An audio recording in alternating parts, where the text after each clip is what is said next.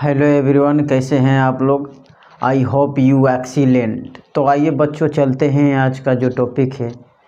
आप लोग जानते हैं कि हमेशा की तरह मैथ से रिलेटेड क्वेश्चन चलता रहता है। तो बच्चों आइए चलते हैं। आज का जो टॉपिक है बहुत ही डिफ़िकल्ट लगता है बच्चों को समझने में। तो आज इस टॉपिक को, इस क्वेश्चन को आज हल करेंगे, जो कि है बोर्ड पर आपके सामने। तो बच्चों चलते हैं, सीधे स्टार्ट करते हैं इस क्वेश्चन को बनाना और आपको सिखाना। तो बच्चों चलिए स्टार्ट करते हैं। क्या है क्वेश्चन, क्या बोला है। सिद्ध कीजिए कि √3 एक अपरिमेय संख्या है। ठीक ना, ये अपरिमेय संख्या है। ठीक ना, सिद्ध करना है हमें अपरिमेय संख्या है। इसको तो हम जानते हैं कि ये अपरिमेय संख्या है। पहले हम लोग कंसेप्ट समझ लेते हैं, मैंने इसका कंसेप्ट कि परिमेय क्या होता है, अपरिमेय क्या होता है। बच्चों को समझ में नहीं आता है। आज ऐसा आपको समझाऊंगा कि जीवन में कभी भी भुलाइएगा नहीं इस बात को, इस सवाल को। तो आइए बच्चों चलते हैं, समझते हैं क्या है कंसेप्ट। पहले समझते हैं परिमेय किसे कहते हैं। आप जानते होंगे कि संख्याओं को दो भागों में बांटा गया है। संख्या को, एक परिमेय संख्या, दूसरी अपरिमेय संख्या। समझ रहे हैं ना। तो वैसा ही है। तो आइए परिमेय अपरिमेय समझते हैं। तो परिमेय संख्या, ठीक ना, रेशनल नंबर क्या हो जाएगा, रेशनल नंबर।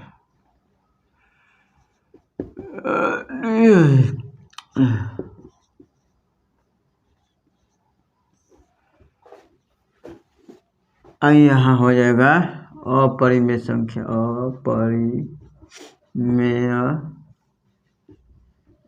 संख्या। ठीक है, जिसको इंग्लिश में बोलते हैं इरेशनल नंबर, इरेशनल नंबर। ठीक, तो यहाँ आपको समझना कि परिमेय संख्या किसे कहते हैं। ठीक ना, आपको एक कंसेप्ट बताऊंगा। अगर इसको आप ध्यान से, इस वीडियो को आप लोग देख लेंगे शुरू से लेकर अंतिम तक, तो आपको यूट्यूब पर और ऑनलाइन इंटरनेट पर किसी भी वीडियो को देखने की आवश्यकता नहीं पड़ेगी। तो बच्चों बहुत ही ध्यान लगा कर इस वीडियो को देखिएगा और बढ़िया से समझने की कोशिश कीजिएगा। मैं आपको एकदम विस्तार से समझाऊंगा। तो बच्चों चलते हैं, सीधे स्टार्ट करते हैं। क्या है परिमेय संख्या किसे कहते हैं, समझिए। परिमेय संख्या किसे कहते हैं, जिसे हम P/Q के रूप में लिख सकते हैं, मतलब भिन्न के रूप में, बट्टा के रूप में जिसे हम लिखते हैं, उसे हम परिमेय संख्या कहते हैं। सिर्फ यही बात है, जिसे हम भी P/Q के रूप में लिख सकते हैं, जिसे P/Q के रूप में, ठीक ना, जिसे P/Q के रूप में हम लिख सकते हैं, उसे हम क्या कहते हैं, परिमेय संख्या कहते हैं। क्या कहते हैं, परिमेय संख्या। ठीक ना, तो P/Q के रूप में लिख सकते हैं, जहाँ Q का मान है, आई जो Q का मान है कभी भी 0 नहीं होता। ठीक ना, Q का मान है जो Q बराबर कभी भी 0 नहीं होता। Q बराबर नहीं, बराबर 0, समझे ना। तो इसका मतलब होता है, ये आपको बार बार सताता होगा जब भी मैथ में इस सवाल को बनाते होंगे कि Q बराबर नॉट 0। ठीक ना, तो एक बात आप ध्यान में रख लीजिए। गणित में, मैथ में ये कंसेप्ट, ये नियम है कि अंश हर के नीचे जो हर के मान कभी भी 0 नहीं होता है। अंश बटा में हर होता है, इस अंश बटा हर, तो हर का मान कभी भी 0 नहीं होता, समझे ना। जब इसी का मान अगर 0 हो जाएगा तो ये परिभाषित ही अनडिफाइन हो जाएगा, मतलब अपरिभाषित जिसे कहते हैं, जिसका परिभाषा ही नहीं है। तो उसको हम लोग कैसे उसको बना सकते हैं, परिभाषित करेंगे उसको, कैसे बनाकर आपको बताएंगे। ठीक है, तो इसी से हम लोग समझते हैं कि इसका मान कभी भी 0 नहीं होता। ठीक है, यहाँ तक आप लोग समझ चुके हैं। जिसे हम P/Q के रूप में लिख सकते हैं, उसे हम क्या कहते हैं, परिमेय संख्या। यानी 2/1 1/2, ये सब बट्टा के रूप में जिसको लिख लिए तो उसको हम क्या कहते हैं, परिमेय संख्या। ठीक है, अब आइए समझते हैं अपरिमेय संख्या किसे कहते हैं, जिसे हम कहते हैं इरेशनल नंबर। ठीक, तो अपरिमेय संख्या क्या कहते हैं, किसे कहते हैं, जिसे हम P/Q के रूप में नहीं लिख सकते उसे हम क्या कहते हैं, अपरिमेय संख्या कहते हैं। नहीं समझ में आया ना, आइए समझते फिर से। इसका मतलब देखिए, वैसी संख्याएं जैसे √2, ठीक ना, √3, √5, √6, √7, ये सब क्या है, ये सब अपरिमेय संख्या है। क्या है, अपरिमेय संख्या। क्यों है भाई ये अपरिमेय क्यों है? जैसे हम लोग 1/2/1 को लिख सकते हैं तो उसको भी तो बट्टा के रूप में लिख सकते हैं। जैसे √2 है, √2 को भी हम लिख सकते, √2 को भी √2 1/, लिख सकते हैं, 1/√2 लिख सकते हैं, बट्टा के रूप में लिख सकते हैं। लेकिन नो नो नो, ये गलत हो जाएगा। कैसे? क्योंकि जब इसका क्यूब रूट निकालते हैं, जब इसका वर्गमूल निकालते हैं हम लोग, तो ठीक से नहीं निकालता है। इसका जो अंडर रूट का हम लोग जब वर्गमूल निकालते हैं तो ठीक से नहीं निकलता है। यहाँ आपको दिख रहा होगा वर्गमूल इसका कितना आएगा, ये इस तरह का आता है। इसका ना जो होता है मान कभी भी ये नॉन रिपीटिंग होता है, नॉन टर्मिनेटिंग होता है। ठीक ना, नॉन रिपीटिंग का बोले, नॉन रिपीटिंग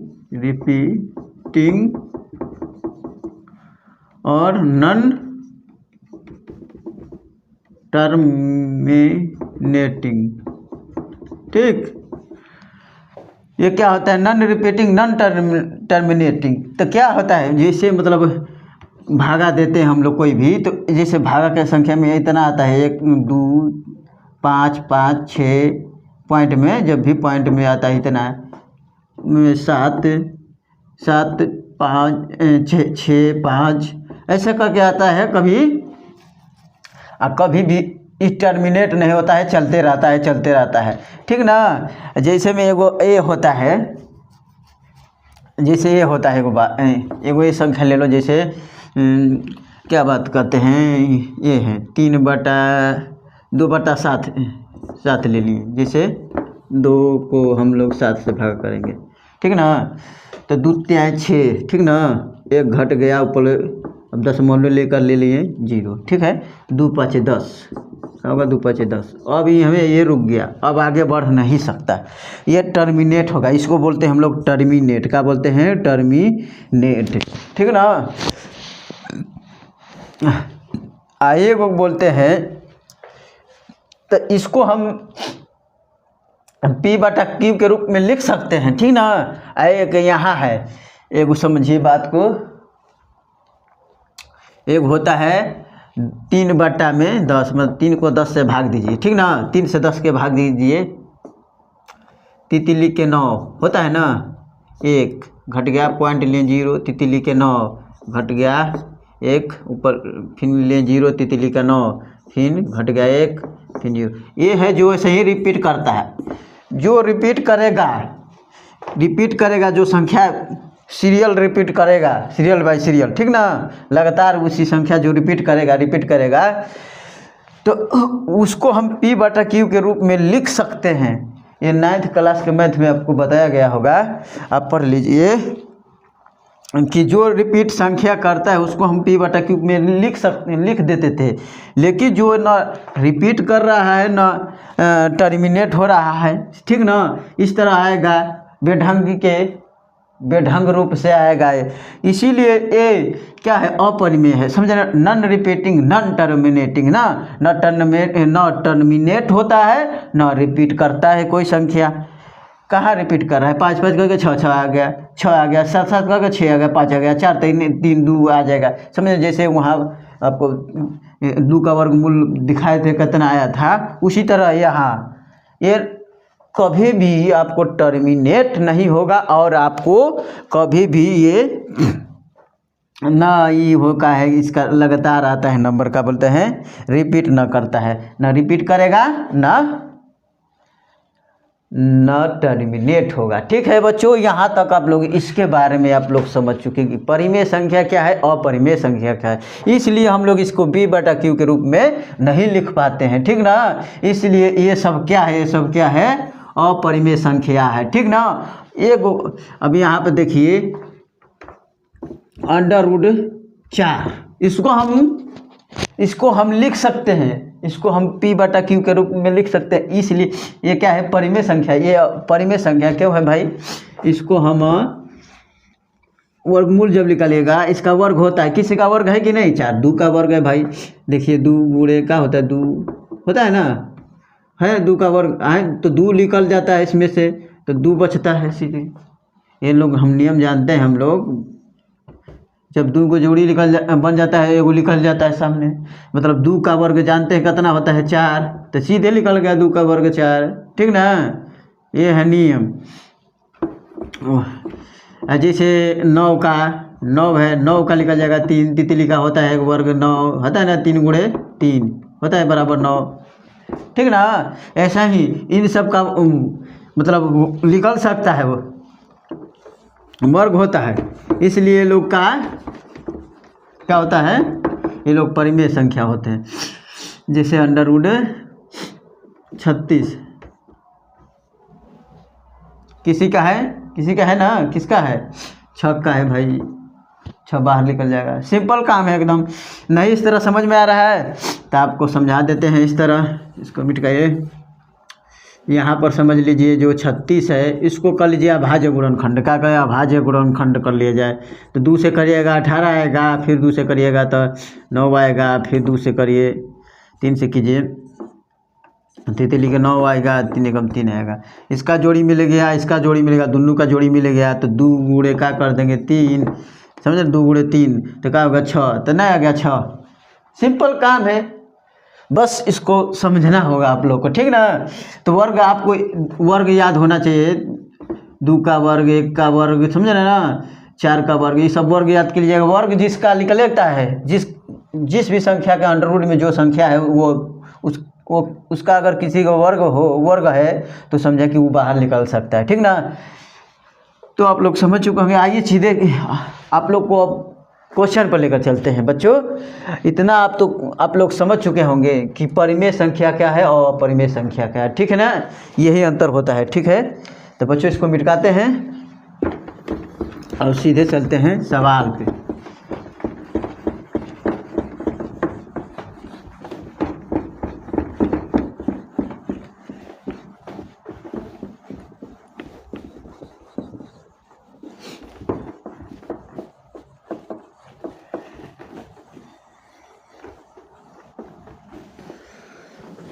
अब अस्थिर हो जाइए और दिमाग को ठंडा कर लीजिए, और ज़्यादा ओल झोल लग रहा है तो आप 5 मिनट शांति होकर इस वीडियो को फिर से अब देखिए। तो बच्चों चलते हैं सीधे अब सवाल पे, अब क्वेश्चन को हल करते हैं सीधे। परिमेय अपरिमेय आपको समझ में आ गया, अब समझिए क्या है, अब सिद्ध करना है सीधे हम लोग को अपरिमेय संख्या है। तो ये तो यहाँ पर समझना है एक बात, आपका साथी है, आपके साथ रहता है, आपको मालूम है कि वो चोर, वो है, आपका सामान चोरी हुआ है, अब वो आप जानते हैं, आपको पूरा शक ही नहीं विश्वास है कि वो मतलब वही चोर है, हमारा सामान वही चुराया है, ठीक है ना। तो उसको साबित करने के लिए पूरा जानता नहीं जानता है, लेकिन आप जानते हैं, किसी तरह आपको पता है कि वो ही चोर है, ठीक ना।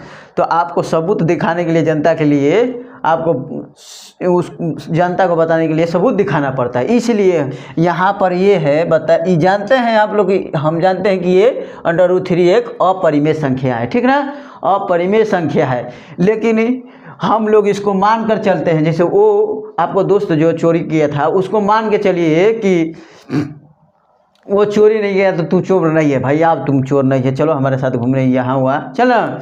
तो उसको अपना काम में उसको जो भी सबूत निकालना होगा, आप सबूत निकालने के लिए उसका यूज कीजिएगा ना, तभी ना वो पकड़ाएगा। उसको चोरी साबित करने के लिए उसका सबूत ढूंढना पड़ेगा, निकालना पड़ेगा, ठीक ना।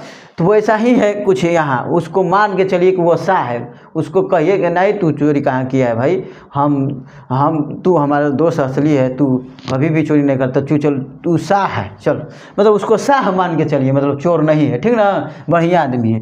तो ऐसा ही यहाँ पर भी काम करना है क्या, कि इसके उल्टा मानना है क्या, कभी सवाल दे तो उसको उल्टा मानना है। क्या मानना है, सिद्ध कीजिए कि √3 एक अपरिमेय संख्या है, मतलब अपरिमेय संख्या है, इसको मानना पड़ेगा का हल लिख देते हैं, इसको मानेंगे हम लोग कि एक परिमेय संख्या है, मतलब चोर नहीं है, ठीक ना। तो चलिए माना, ठीक ना, माना √3 एक परिमेय संख्या है, ठीक ना, मान लीजिए इसको, ठीक है। चल भैया ये परिमेय संख्या है, सा है, तो भैया जब सा है, जब परिमेय संख्या है तो उसको हम लिख सकते हैं इसके बराबर, √3 किसके बराबर है भैया, √3 को हम लिख सकते हैं तब a/b के रूप में, ठीक ना। यहाँ हम p/q क्यों नहीं लिखे, समझे ना, यहाँ कुछ भी लिख सकते हैं, ठीक। तो इसलिए हमने यहाँ पे नहीं लिखा कि समझ रहे हैं, जैसे 6 क्या है, सॉरी 9/6 है, समझ रहे हैं ना,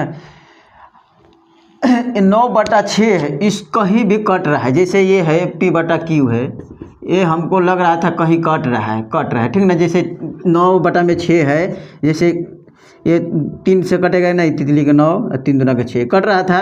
तो यहाँ भी ये है कि हमको लग रहा था यहाँ ये PQ बटा है कि ये कट रहा है, कहीं ना कहीं कट रहा था।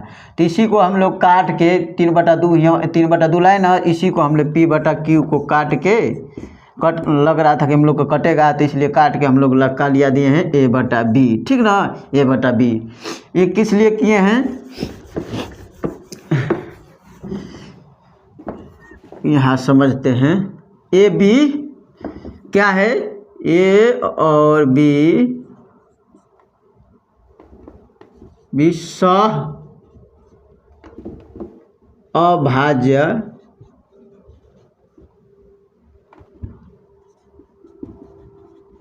संख्या है, ठीक ना, जहाँ B बराबर नॉट 0 है, ठीक ना, B बराबर कभी भी 0 नहीं होता, ठीक ना।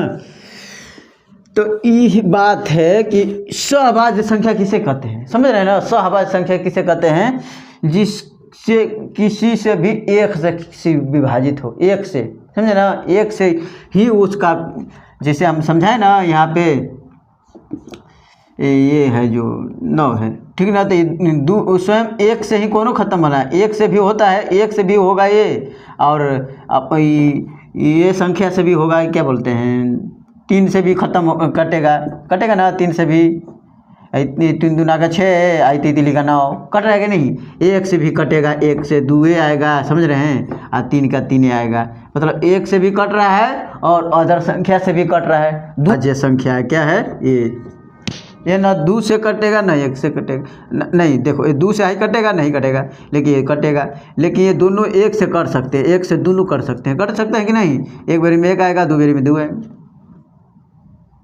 तो ऐसा ही बात है यहाँ पर है कि हम लोगों ने p/q इसलिए नहीं लिखा कि ये काट कर हम लोगों ने a/b लिख दिया, क्योंकि ये सहभाज्य संख्या है, ठीक है।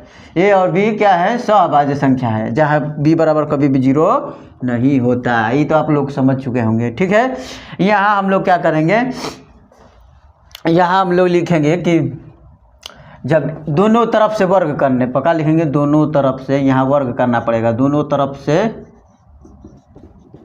वर्ग करने पक्का करने पर, वर्ग करने पर, ठीक है, करने पर, ठीक है, दोनों तरफ से वर्ग करेंगे हैं, क्या आता है, √3 का स्क्वायर बराबर a/b का होल स्क्वायर हो गया,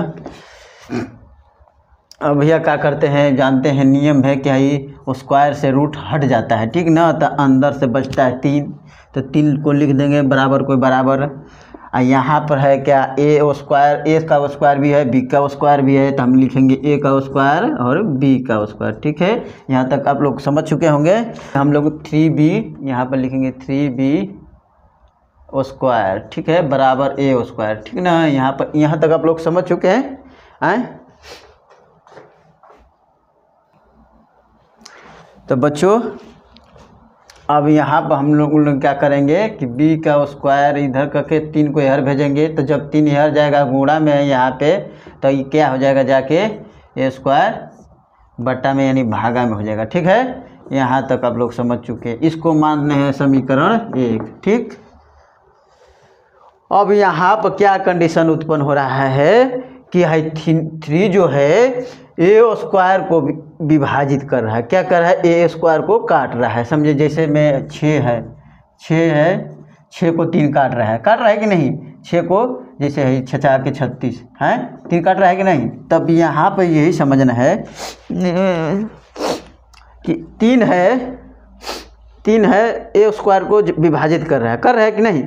जब 3 ए स्क्वायर को विभाजित करेगा तो इस ए को भी विभाजित करेगा, ठीक ना। जब ए स्क्वायर को 3 विभाजित कर रहा है तो ए स्क्वायर ए को भी विभाजित करेगा, ए स्क्वायर को विभाजित कर रहा है तो ए को भी विभाजित होगा।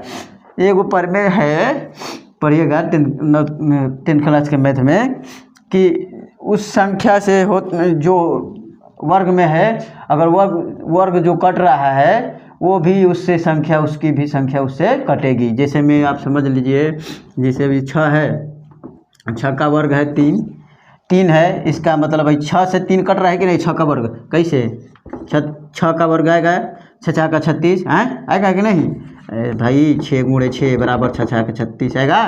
तो ये 6 3 से कटेगा कि नहीं, जरूर कटेगा भाई। कब रत में कटेगा, तो 3 एकम 3 2 12 बार 3 36 करता है ना, एक आ गया। तो वैसा ही है, और ये कट रहा है, अब वो स्क्वायर के साथ कट रहा है, वो स्क्वायर के साथ भी कट रहा है, एक वो हाई जो बचा है ये भी 3 से कटेगा कि नहीं, ये भी 3 से कटेगा, ये भी 3 से कटेगा, समझ रहे हैं। 3 दूना के 6, 3 एकम 3 कट रहा है ना। तो यही यहाँ पर बता रहा है कि 3 जो है एक ए स्क्वायर को विभाजित करता है, लेकिन जब ए स्क्वायर को विभाजित करता है तो ए को भी विभाजित करेगा, ठीक ना। तो यहाँ पर लिखना पड़ेगा हम लोग को, क्या लिखना पड़ेगा, ये कंडीशन लिखना पड़ेगा। तो लिखेंगे यहाँ, ठीक ना, नीचे जगह नहीं है, आपको दिखाई दे रहा होगा, देखिए, ठीक ना बच्चों, देखिए, ठीक है यहाँ तक। तो यहाँ कंडीशन लिखना होगा क्या, यहाँ पे लिख रहे हैं, ठीक ना, यहाँ पे लिख रहे हैं कि यहाँ देख रही है, यहाँ पे 3 जो है, यहाँ लिखेंगे, यहाँ 3 ए स्क्वायर को विभाजित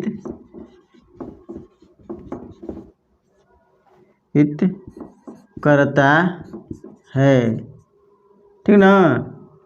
इसलिए ए को भी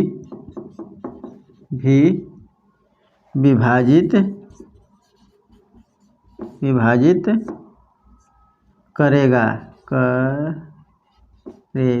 ठीक ना, करेगा। यहाँ तक आप लोग समझ चुके हैं। ये जो है ए को भी विभाजित करेगा, यहाँ तक लिख दिए। अब क्या करना है हम लोग को, अब यहाँ पे कंडीशन एगो आ गया भाई कि अब लिखेंगे माना, क्या लिखेंगे, माना, क्या माना ए बराबर 3c। अब आप लोग सोच रहे होंगे कि ये 3c कहाँ ले आ गया सर।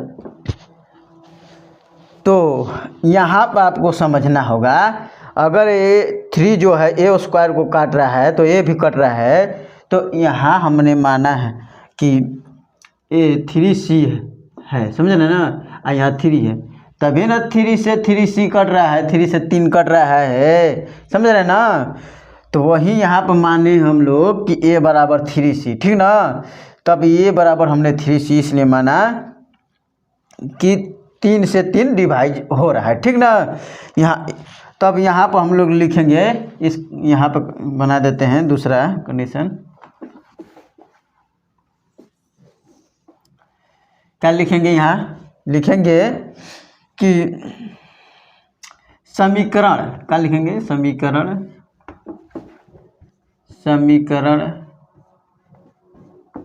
एक में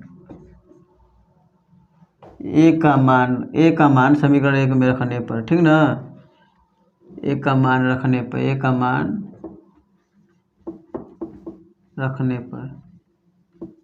पर, ठीक ना। समीकरण एक में a का मान रखने पर क्या, तो समीकरण कौन है, एक माने हैं a3b स्क्वायर को हमने ए समीकरण एक माना, ठीक ना। तो क्या लिखेंगे यहाँ पे 3b का स्क्वायर समीकरण है बराबर ए स्क्वायर, तो ए की जगह क्या लिखेंगे 3c, क्या लिखेंगे 3c, ठीक है। तो क्या हो जाएगा 3c का स्क्वायर, ठीक है।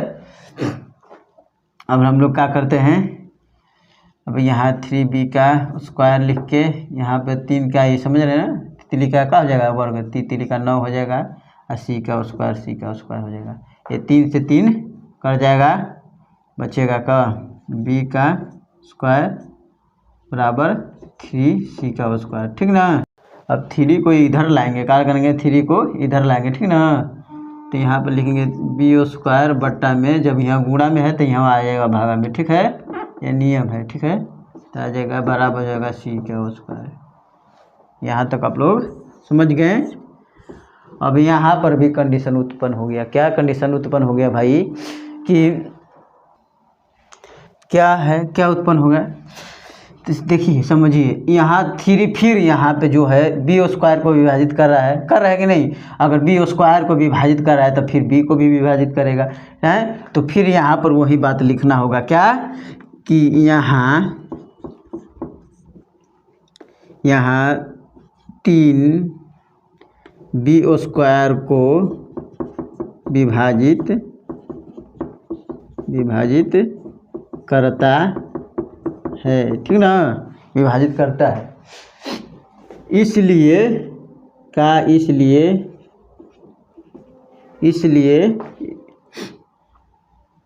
बी को भी, इसलिए 3 बी को भी विभाजित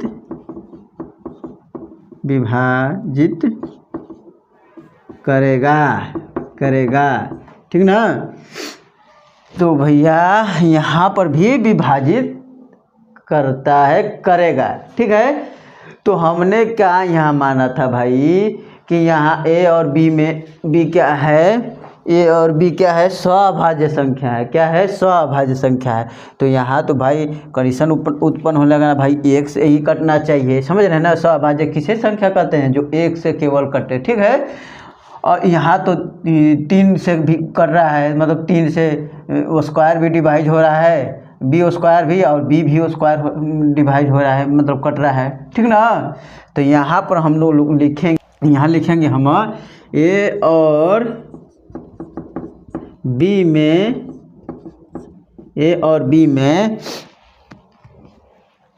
एक उभयनिष्ठ, लिखेंगे एक उभयनिष्ठ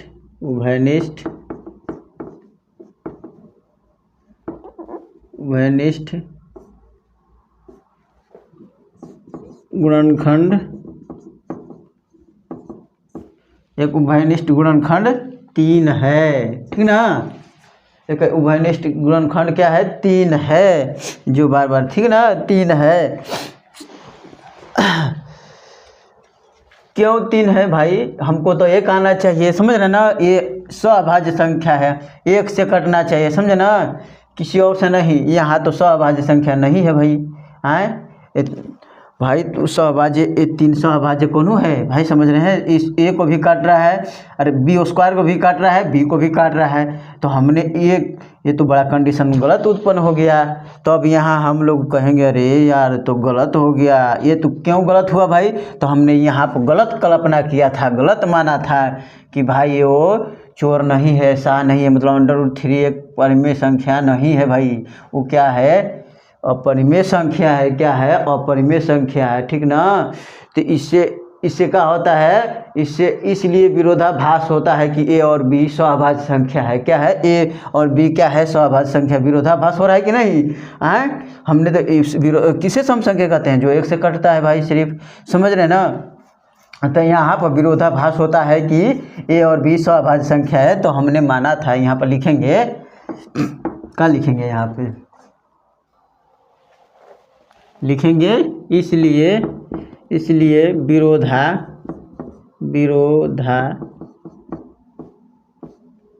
विरोधाभास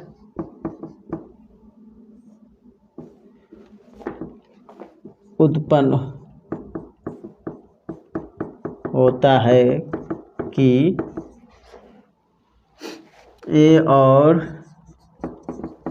बी सहभाज्य संख्या है, सहभाज्य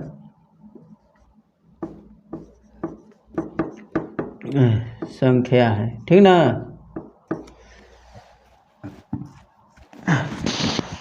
अब क्या करेंगे, अतः हम निष्कर्ष निकाल सकते हैं, कि भाई कि √3 एक अपरिमेय संख्या है। तो यहाँ पे लिख देंगे अतः √3 एक अपरिमेय संख्या है, अपरिमेय संख्या है, ठीक। बस क्वेश्चन बन गया। अब हम लोग को पकड़ा गया चोर की, वो क्या है भाई, वो है चोरवा है। सबूत जब मिल ही गया, जब जाने कोर्ट में दोनों वकील लड़ रहा है, जब सबूत अपना अपना दिखा रहा है, तो जो असली सबूत मिल गया तो समझ में आ गया भाई कि वही चोर है, तब उसको सज़ा मिल ही गया। तो वो ऐसा ही है भाई, अब जिसको सह माने थे वही चोर था, मतलब सबूत मिल गया, पता चल गया कि भाई वही चोर है, ठीक। ऐसा ही सब क्वेश्चन बनता है।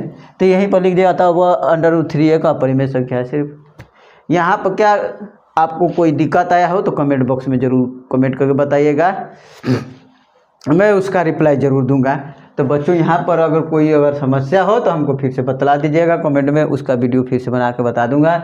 अगर आपको नहीं समझ में आ रहा था, कोई भी वीडियो को नहीं समझ में आ रहा है, गुणनखंड नहीं समझ में आ रहा है, वैनिष्ठ नहीं समझ में आ रहा है, कुछ भी नहीं, इसमें जो समझ में नहीं आ रहा था कमेंट बॉक्स में ज़रूर बताइएगा। और ऐसे ही सब इसको जब बना लीजिएगा तो इस सभी वीडियो को आप बना लीजिएगा। तो बच्चों वीडियो कैसा लगा कमेंट करके ज़रूर बताइएगा कि वीडियो कैसा लगा, और इस वीडियो को जितना अच्छा लगे आपको, अगर अच्छा लगता है तो जितना मन करे उतना शेयर कीजिएगा।